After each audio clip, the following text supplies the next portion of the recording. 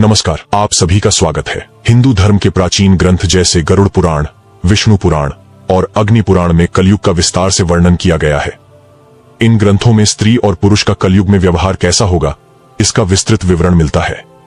यदि आज का मनुष्य इन ग्रंथों में वर्णित कलयुग को पढ़ेगा तो वह भयभीत हो जाएगा। भगवान श्री कृष्ण ने हजारों वर्षों पहले जो कलयुग का वर्णन किया है वह आज के समय में सच होता दिखाई दे रहा है। आज हम आपको भगवान श्री कृष्ण द्वारा वर्णित कलयुग के बारे में बताने जा रहे हैं। गरुड़ जी द्वारा पूछे जाने पर भगवान श्री कृष्ण ने उन्हें कलयुग की भयावहता का वर्णन किया।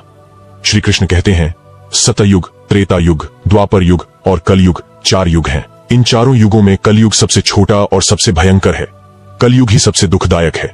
जब कलयुग में पाप अपने चरम पर होगा तब धर्म का संपूर्ण नाश हो जाएगा और भयंकर प्रलय से इस सृष्टि का विनाश होगा।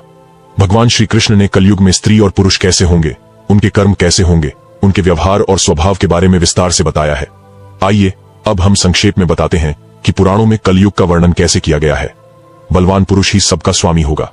गरुड़ पुराण के अनुसार चाहे वह किसी भी कुल में जन्मा क्यों न हो, जो बलवान होगा वही सभी का स्वामी होगा।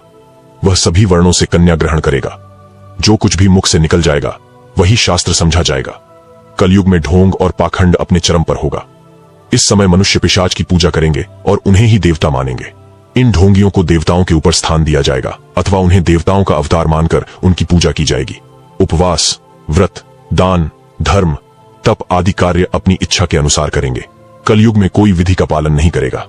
उपवास और व्रत में लोग किसी भी चीज का सेवन करेंगे। थोड़ा सा ही धन प्राप्त करने पर लोगों को धनवान होने का गर्व हो जाएगा। मनुष्य धन का उपयोग दिखावे के लिए करेगा और हर कोई स्वयं को धनवान दिखाने में लगा रहेगा। धनहीन पति को स्त्रियां छोड़ देंगी। कलयुग में धनवान पुरुष ही स्त्रियों का पति होगा।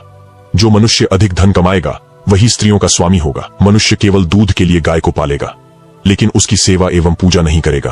कलयुग में मनुष्यों का सारा धन घर बनाने में ही खर्च हो जाएगा और वे दान धर्म नहीं करेंगे।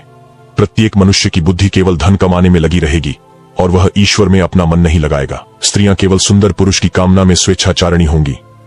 वे सुंदर पुरुष की राह में शास्त्रों का पालन नहीं करेंगी। सदाचारी और धर्म के पद पर चलने वाले पुरुषों से सभी स्त्रियां द्वेष करेंगी। अन्याय करके धन प्राप्त करने में आनंद महसूस होगा। कलयुग में मनुष्य दूसरों को दान करने या भोजन कराने में सुख नहीं महसूस करेंगे और वे केवल अपने स्वार्थ के लिए काम करेंगे। लोग बिना स्नान किए भोजन करेंगे और अग्नि देवता एवं तिथियों का पूजन नहीं करेंगे।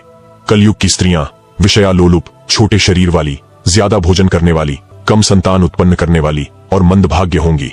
वे अपने गुरुओं एवं पति का अपमान करेंगी, स्वच्छंद होकर पराये पुरुषों के साथ विहार करेंगी और योग, तपस्या और सात्विक भोजन के अभाव से छोटी आयु में ही मृत्यु को प्राप्त करेंगी।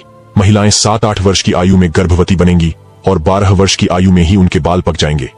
जब खेत अनाज उत्पन्न नहीं करेंगे, सूर्य अधिक ताप और उष्ण होंगे, सभी फल रस से रहित होंगे और हर तरफ केवल शमी के पेड़ ही दिखाई देंगे, तो समझ लेना चाहिए कि अब कलयुग का अंत निकट आ चुका है।